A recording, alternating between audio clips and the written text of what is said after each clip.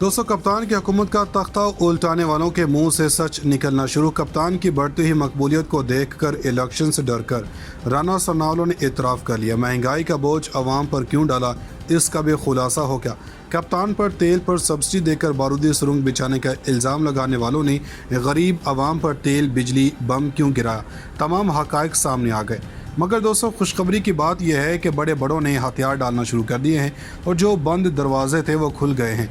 जो कल तक बड़ी अकड़ में थे वो खुद पांव पड़ गए हैं। बड़ा ऐलान होना बाकी है। मामला करीब आने के करीब है। सबसे पहली खबर है, कप्तान ने अपने हक में हवाएं होते हुए एक छरलू फेर दिया है और मामला अब वो तमाम कुव्वतें जिन्होंने कप्तान की हुकूमत का तख्ता उल्टाया, इनके हाथ से निकलता दिखाई दे रहा है। कप्तान ने कमान संभाली है और इसके बाद बहरान के हवाले से खबरें हैं और एक अहम खबर कि मौजूदा हुकूमत ने जो ख़जाना खाली किया की बातें की हैं, इनके बारे में भी बताएंगे। मुआशरत से मुतालिक कुछ बातें भी आज अपने नाज़रीन को बताएंगे। अब मामला इस वक्त ये है कि इमरान खान की हुकूमत हटाते वक्त जो कहा गया कि देखिए इमरान खान की हुकूमत नाअहल है, ये मुआशरत को संभाल नहीं सकती, लेकिन इसके साथ साथ देखें कि अब वो इमरान खान के बंदों को बुलवा कर कह रहे हैं कि आप हमारी मदद करें।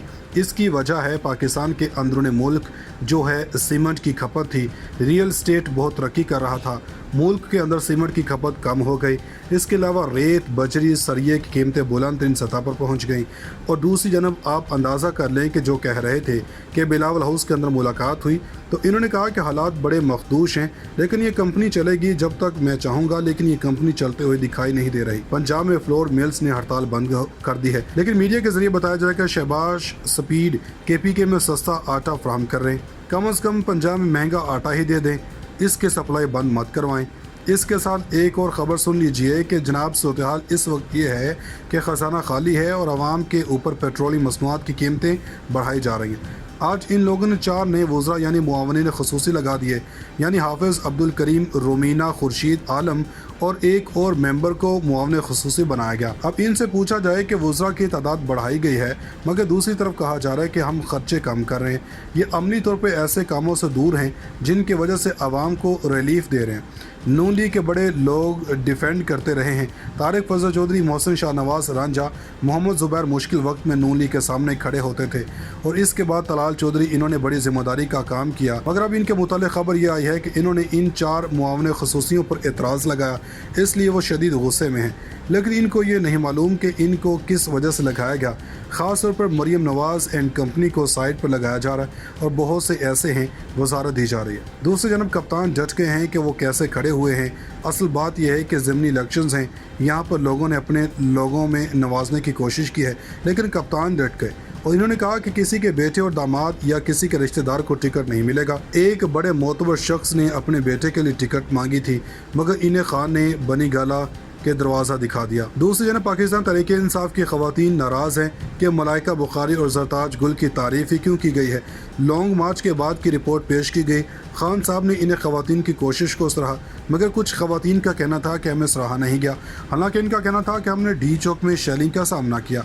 लेकिन असल बात यह है कि टिकटों का मामला हो या कोई तहरीक-ए-इंसाफ एक होगी तो ही जीत मुमकिन है। अगर तहरीक-ए-इंसाफ में फूट होगी तो दुश्मन फ़ायदा उठा लेगा। अब बात खुशखबरी वाली ख़बर की बात कर लें कि कुछ चीज़ें तो हो रही हैं। जिस तरह हमने खबर दी थी कि खान साहब मदद मांगी जा रही है, अब एक तरफ ये शाहिद खाकान अब्बासी और ख्वाजा आसफ ने कहा कि हम तैयार थे इलेक्शन के लिए। अब खान साहब को गिरफ़्तार करना, फिर क्रैकडाउन, फिर रिटायर्ड अफसरान की प्रेस कॉन्फ्रेंस, सूरत हाल सारी प्रेशर वाली थी। सब जानते हैं कि वो तैयार हो चुके थे कि इलेक्शन के लिए खुशखबरी है। कल के दिन तक राना सरनावला ने कहा कि मेरा पक्का इरादा है कि मैं इमरान खान को गिरफ़्तार करना चाहता हूँ।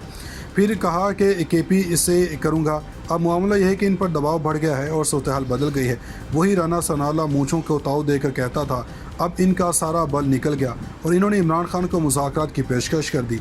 शायद इस बात का यकीन ना आए कि मगर असल बात ये था कि खान साहब पेशावर गए हैं तो कप्तान ठंडे पड़ गए, कोई डेडलाइन भी नहीं मिल रही।